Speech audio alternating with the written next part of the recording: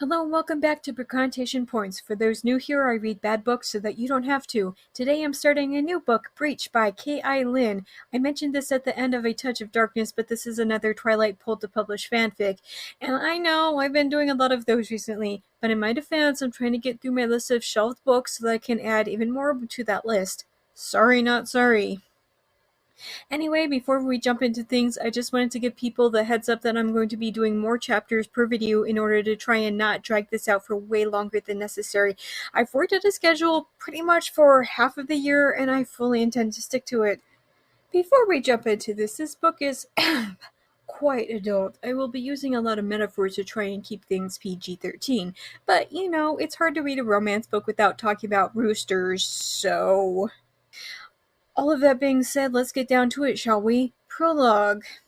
I've barely gotten started and I'm already regretting my decision. The reviews warned me that there was a lot of adult stuff, but I don't think that I was ready to open up the book in the middle of a scene. Why? His body was sin, his rooster was sin, and I was a sinner. We're not even off of the first page yet. Give us some time to process what's happening before you start throwing this at us, please.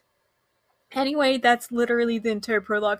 Nothing but these two characters going at it. Literally, only the woman is named Lila. The only thing that this is introducing is the idea that there's going to be a lot of adult stuff to follow, which, yeah, that's why I grabbed a romance novel. No need to shove it down our throats. This prologue is like most prologues that I read. It's pointless.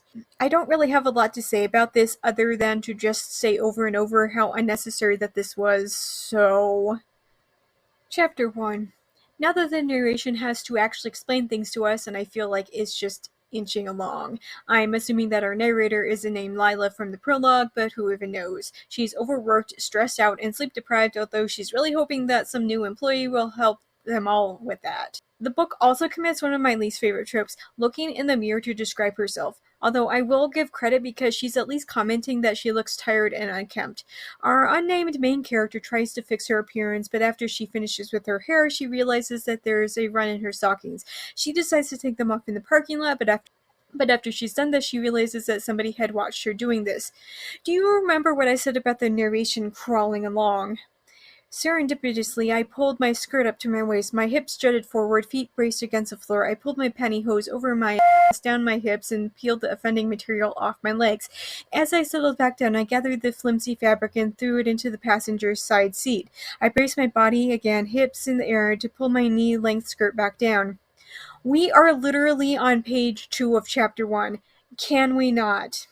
Anyway, she goes inside where she finds a note about some case files. This leads to her explaining to the reader that the lady she used to share an office space with was suing the law firm for termination without cause. Everybody in the law firm finds it hilarious because the lady one day left for lunch and then literally just never came back.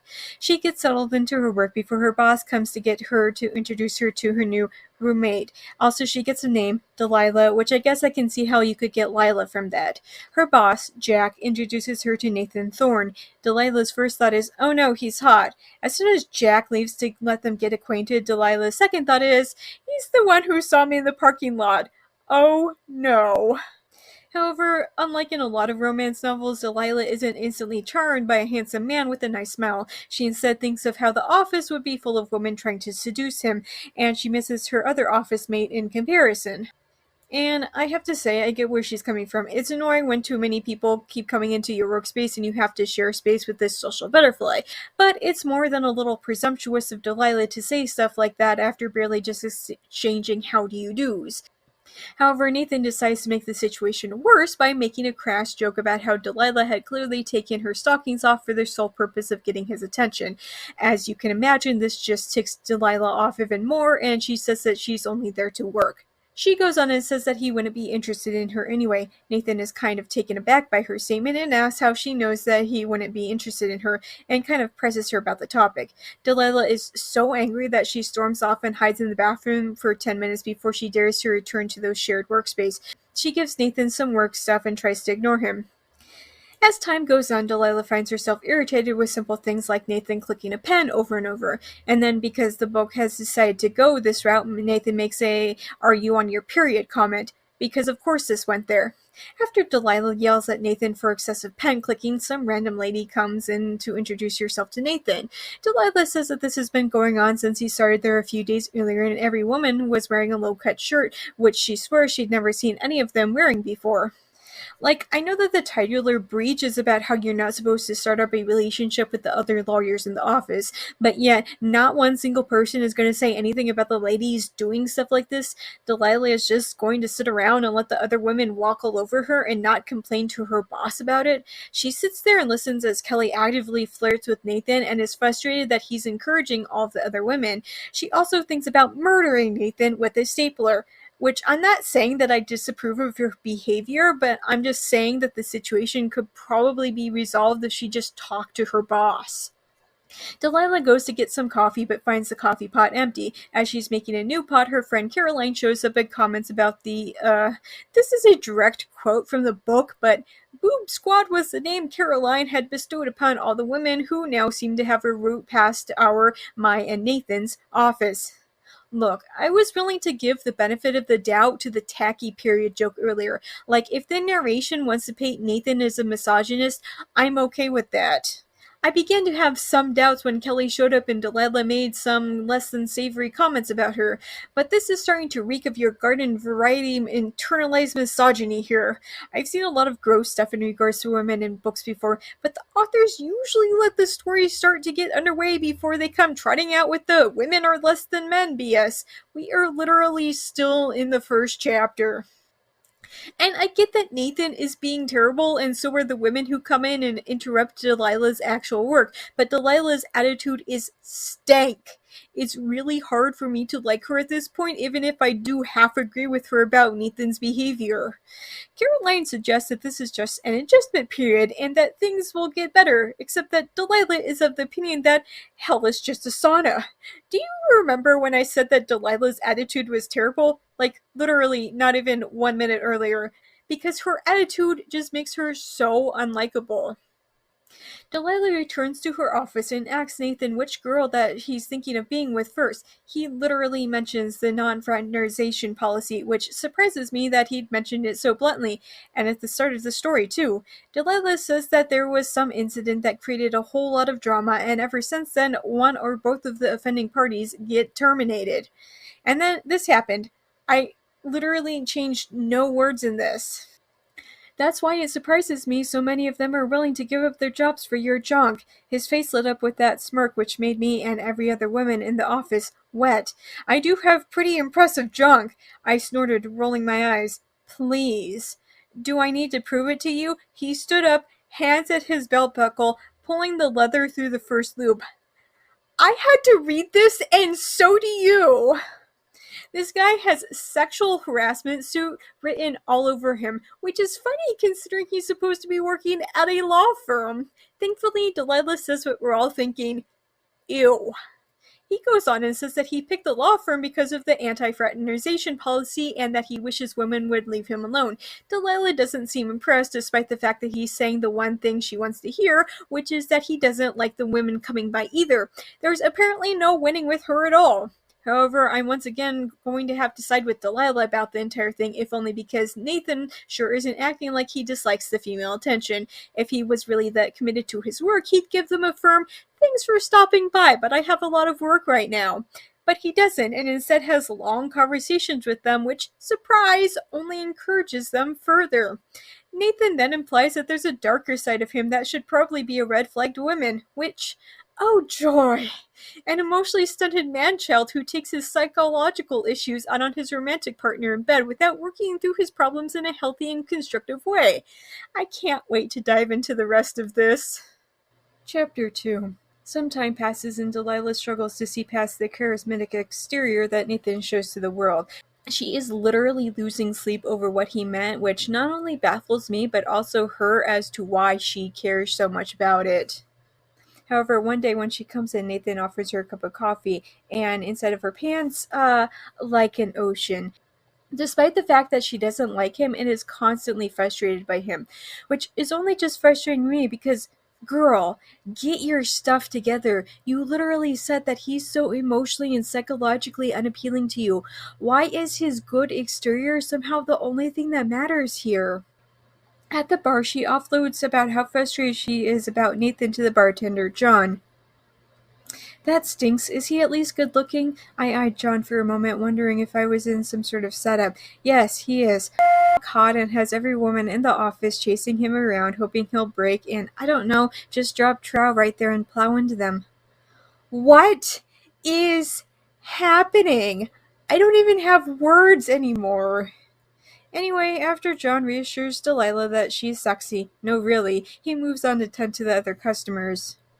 And then Nathan walks in, because of course he does. Delilah is naturally kind of angry about that, because even when she's not working, she can't stop thinking about him. And then, there he is.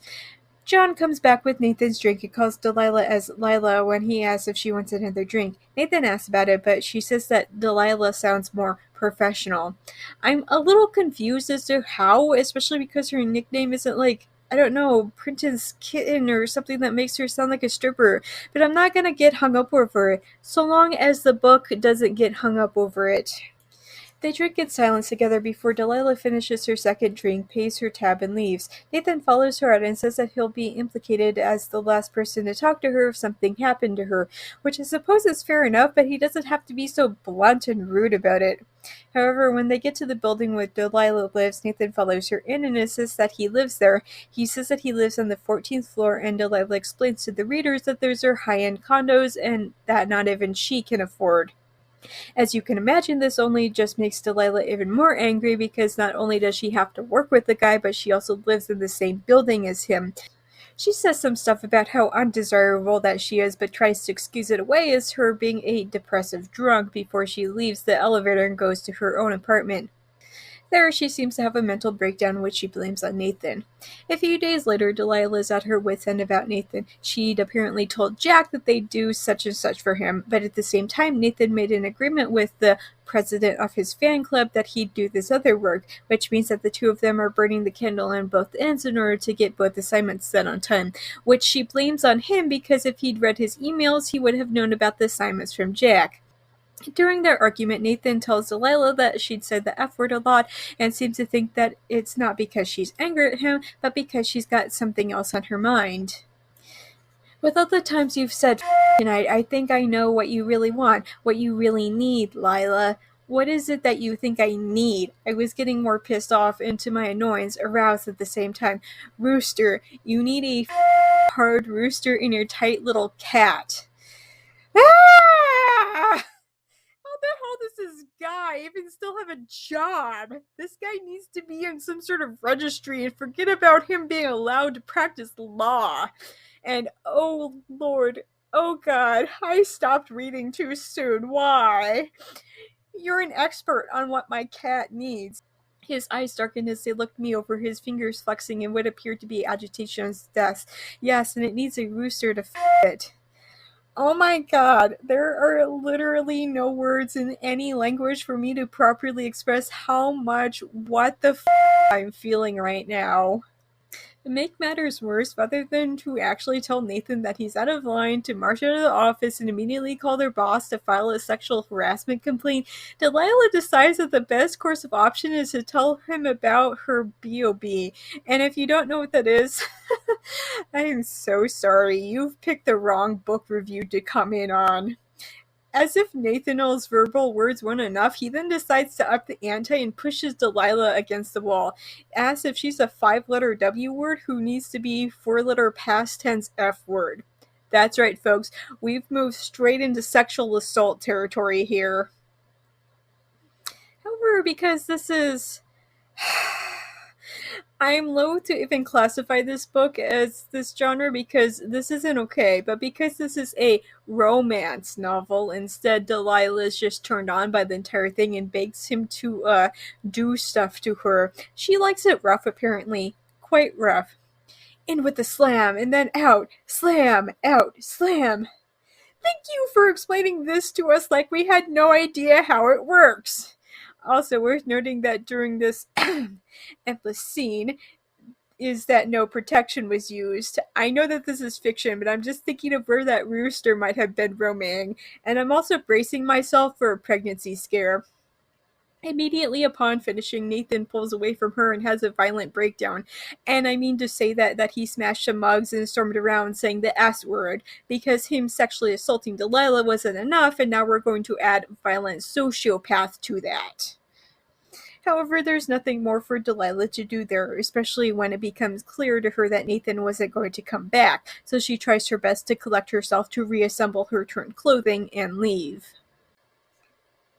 Thanks for listening to my book, Snark, on YouTube. New videos are up every Monday, but stick around because I sometimes drop random videos on other days too. Just as a reminder, even if you can't financially support me, there are other ways to support me. The first is watching this video as well as all of my other videos. It's also important to like and subscribe. Finally, you can share this video with all of your friends so that they can help as well. If you're already caught up with all of my videos, you can go to Tumblr for my main book, Snarks, always free and updated every morning. And if you've already read all of my main snarks, and you can find even more snark on my Patreon, you can access it for $1 a month. Plus, you also get early access to my main Tumblr snark. Special thanks to Dawn, Phoebe, and Nikki for supporting me on Patreon already. If you want to hear your name in my video next week, either support me on Patreon or make a one-time donation. Do you like my snarks so much that you want me to snark your writing? I do that too. For just $3 per chapter, I will tell you how awful that your writing is. But not to worry if you feel like you couldn't take the criticism. I also offer regular book editing as well. $3 for every 5,000 words. You can contact me on any of my social media platforms if you have further questions. If you want to read some of the things that I've written, you can purchase my works on Amazon. I have a slew of erotic short stories and now 2 full-length novels. I also sometimes run flash sales on my stories, and if you don't follow me on any social media, you might want to do so just so you can know when I might be offering more things for free. Links for everything will be posted below. See you next week, guys.